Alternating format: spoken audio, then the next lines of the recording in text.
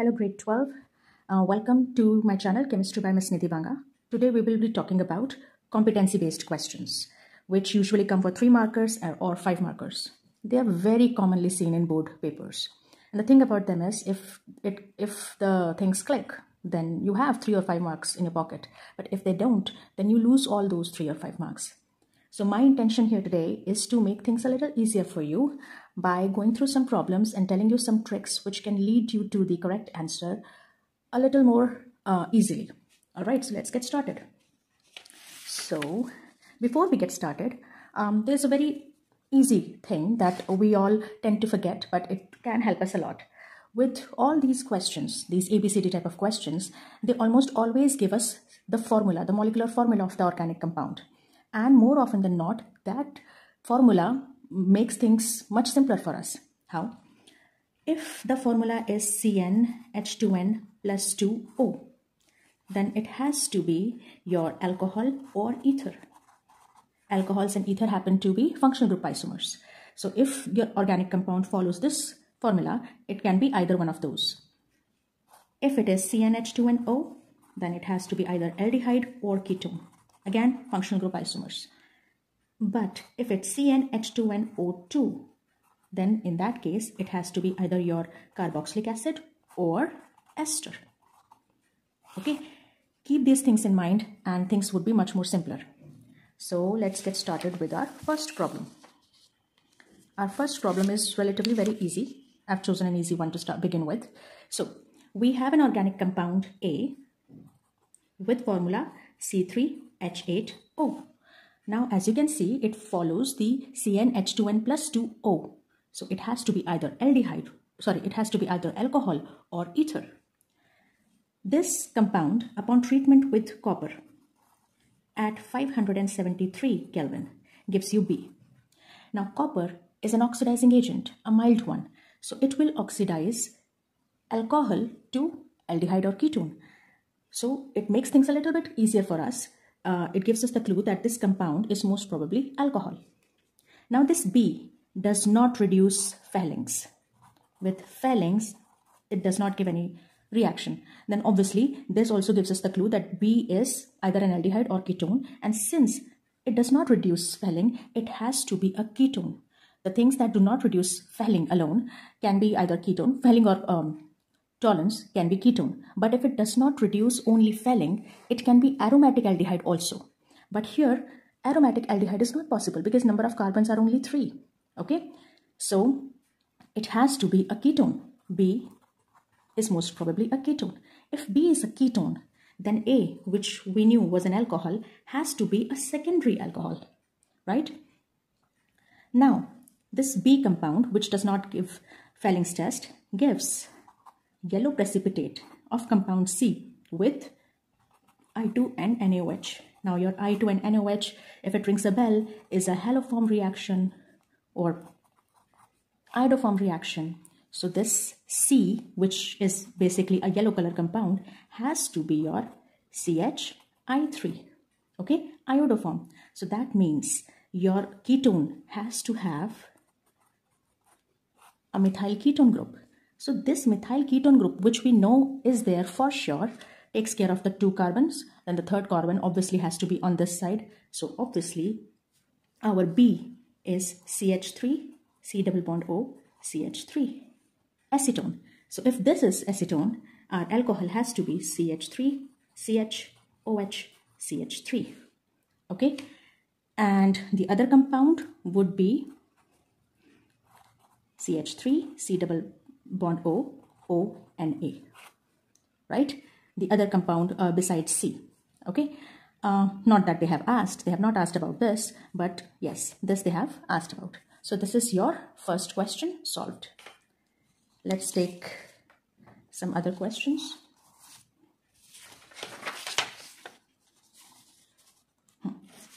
The next question that we have is a compound A with formula C2H6O.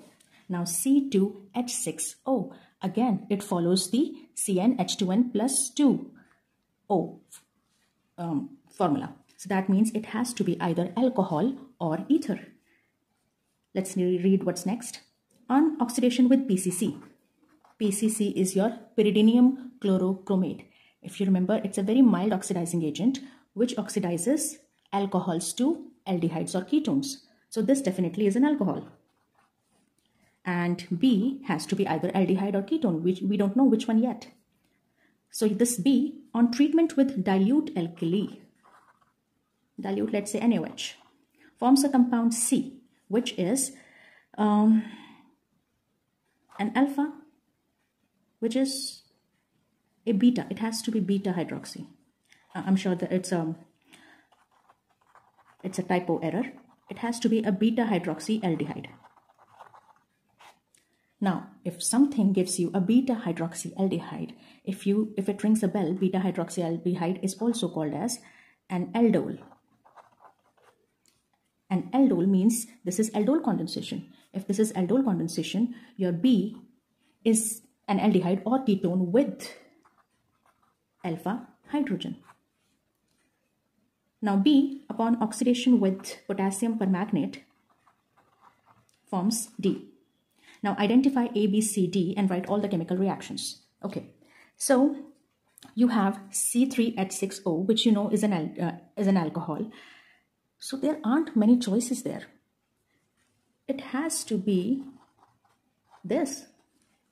This does not have any other isomer.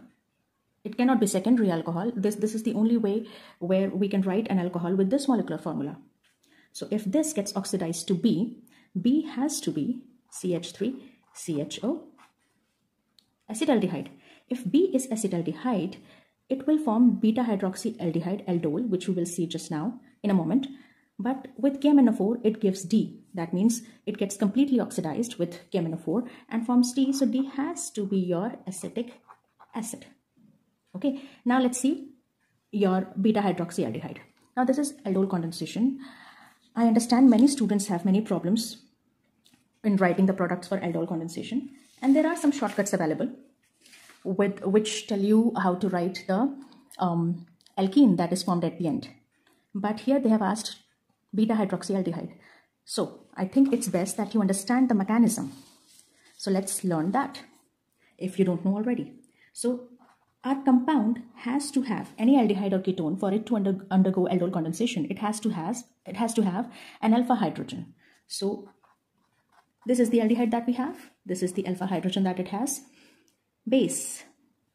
Upon reaction with base will grab this proton and these electrons would be shifted here. Now carbon can only make 4 bonds, so the pi electrons, which are very mobile, will have to shift onto oxygen. Now this gives us CH2 double bond C O negative and H with BH plus. Okay, now once this is formed, this will react with another aldehyde molecule, which is this. Let's call it second molecule. Let's call it first molecule. Now what will happen is this negative charge will come back here and these pi electron will attack this carbonyl carbon. Why? Because this carbonyl carbon is partially positive. This is partially negative. Okay, so these pi electrons will be attracted towards this partially positive carbon center. And when that happens, these pi electrons, which are very mobile, will shift onto the oxygen. Now, this is the trick. When writing the product, always start with the second molecule. CH3, then C. Now this is bonded with oxygen now singly, which carries a negative charge, and this hydrogen remains as such. Now this carbon will be bonded to this carbon. So CH2, C, double bond O, H. Okay, upon hydrolysis, it will give you CH3, CHOH, CH2, C double bond O, H. So here it's a alpha carbon, it's a beta carbon. So at beta carbon there's a hydroxy, that makes it a beta hydroxy aldehyde, or in other words, aldol. Alright, so this is your aldol. Another thing is, if mechanism is asked, you can show it like this. And if after this step you have to show condensation. Now for condensation, if you want to show condensation, now you know in condensation, OH from one carbon will be removed and hydrogen from other carbon will be removed, and together they'll be removed as water. That is what condensation means. Now it is obvious that OH from this carbon will be removed because this is the only carbon which has OH. But the two adjacent carbons, both of them have hydrogen. So from which carbon hydrogen will be removed? This carbon or this carbon? The answer is very simple. The carbon which is closer to the carbonyl group has the hydrogens which are more acidic. How? This carbonyl carbon is partially positive. So it's going to pull electrons from this carbon, which in turn will pull electrons from, let's say here, which in turn will pull electrons from this carbon-hydrogen bond. So obviously this hydrogen would be very acidic. Acidic means up for grabs by some sort of base. Okay, so this hydrogen and this OH will be removed and double bond would be here. Okay, so CH3, CH, double bond CH, C, double bond OH. This is your final product. Sorry. This is your final product. Okay. All right. Let's take up another question.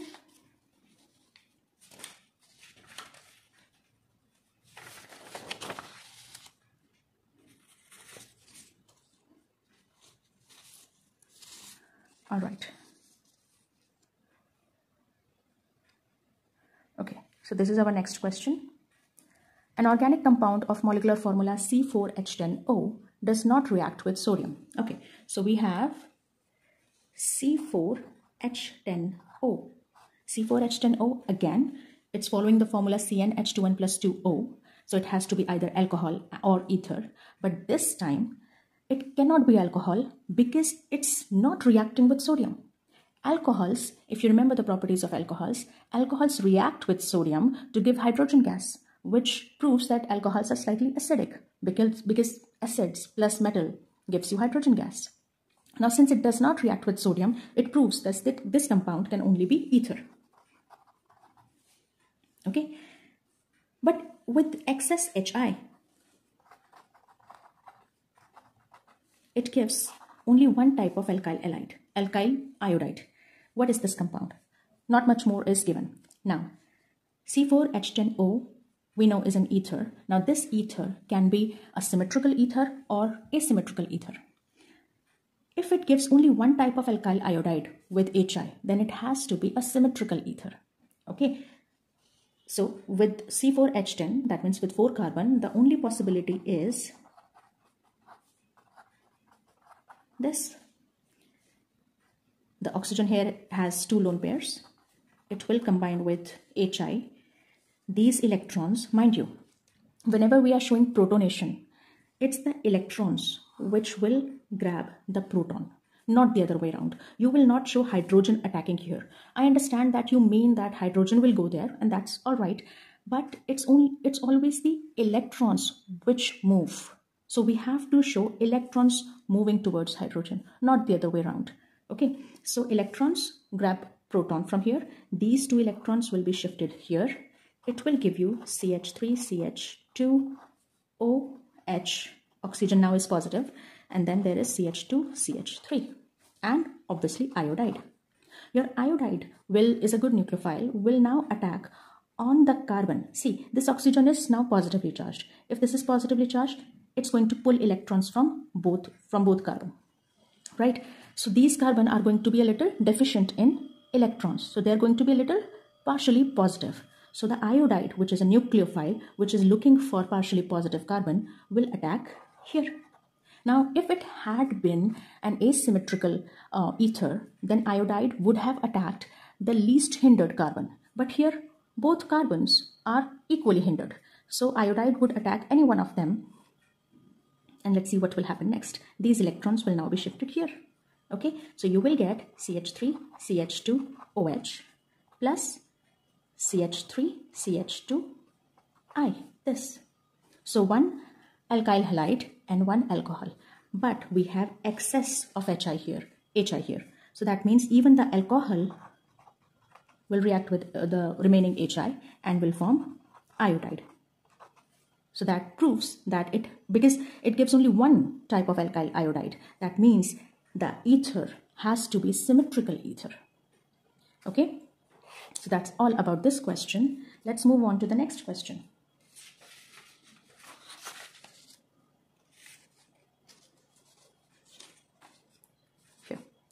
Our next question says that we have a compound A that undergoes Rosenmund reduction. Now, Rosenmund reduction, you have to remember that it is hydrogen palladium reduction, which uses BaSO4 as poison, which sort of mitigates the effect of hydrogen palladium. The substrate for that, for Rosenmund reaction, is an acyl chloride. Okay, and the product is aldehyde. So that much is clear from the first sentence. This B has the formula C7H6O. Now, another thing which is a very strong clue here is this formula. Now, if you pay attention, whenever there is an organic compound with formula where carbon and hydrogen are almost same, number of carbon and hydrogen are almost same, and it's more than 6, then it's high probability that this compound or the compound will be an aromatic compound. So there's high probability that this is an aromatic aldehyde.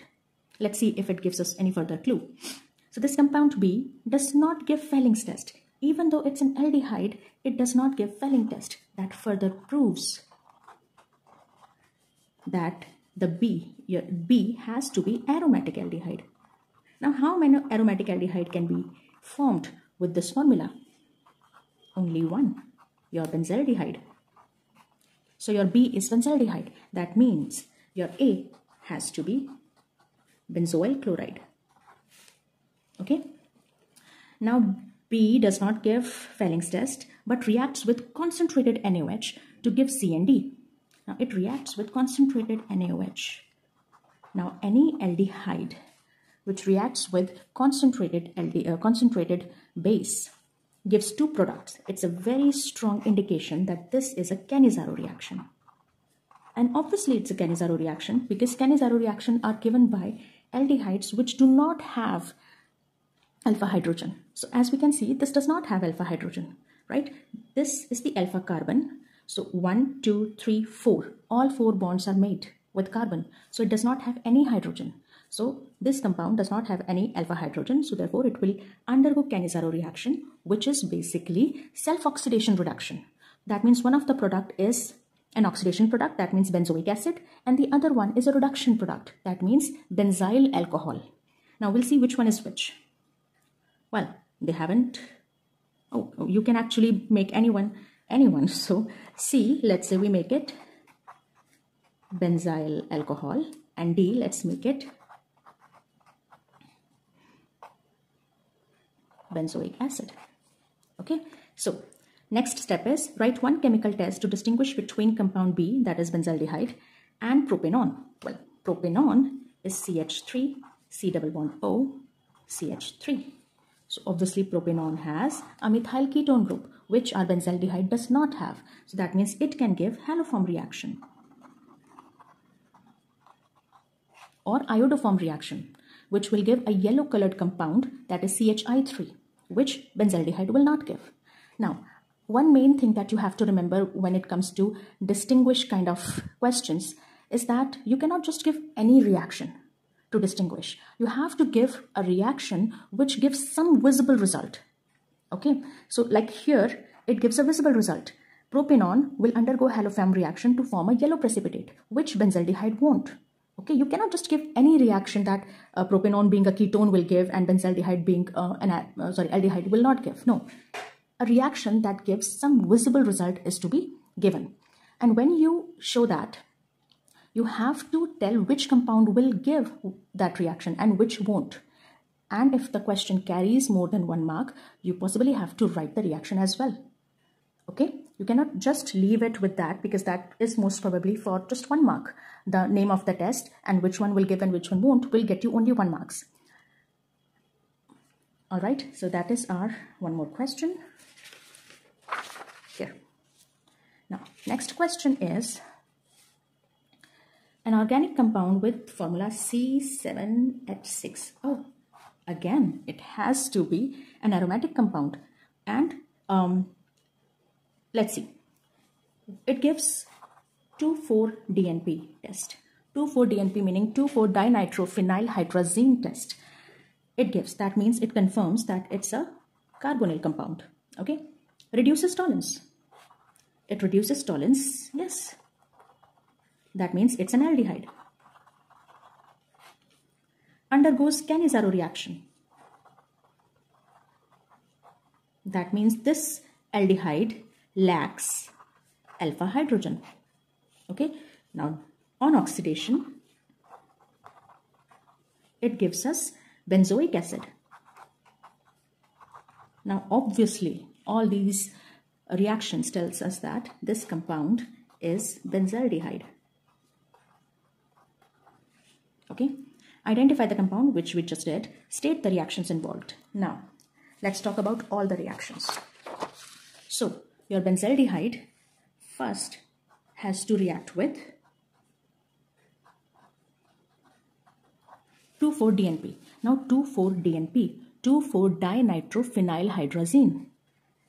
This is hydrazine, NH2, but if in place of one of the H, it is linked with phenyl, which has nitro group at 2 and 4 position. So this is first position, second position, and fourth position. Then it is your 2,4-DNP. Okay, now reaction is very simple. You just have to remove water.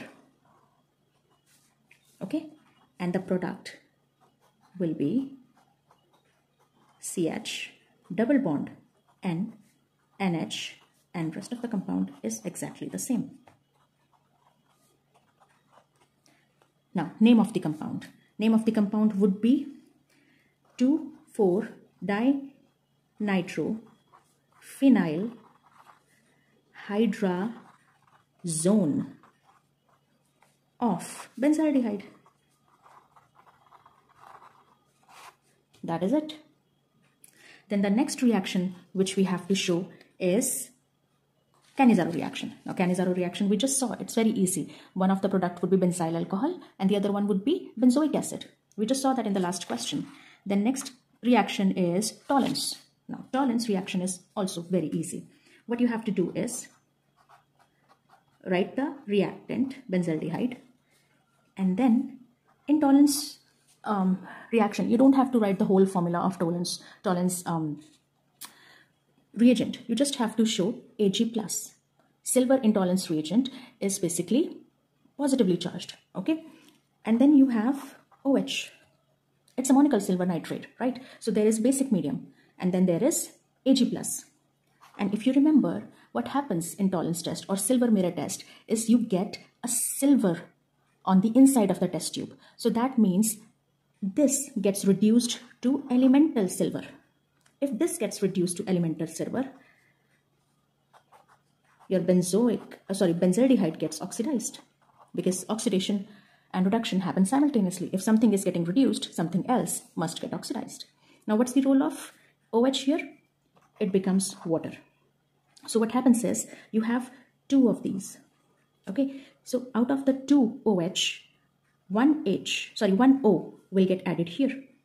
You'll be left with 2H and 1O, which will be your water. Okay, so this is your Tollens reaction. So we have covered all the reactions of this question and the question itself. Rest of the questions I'll take in part 2.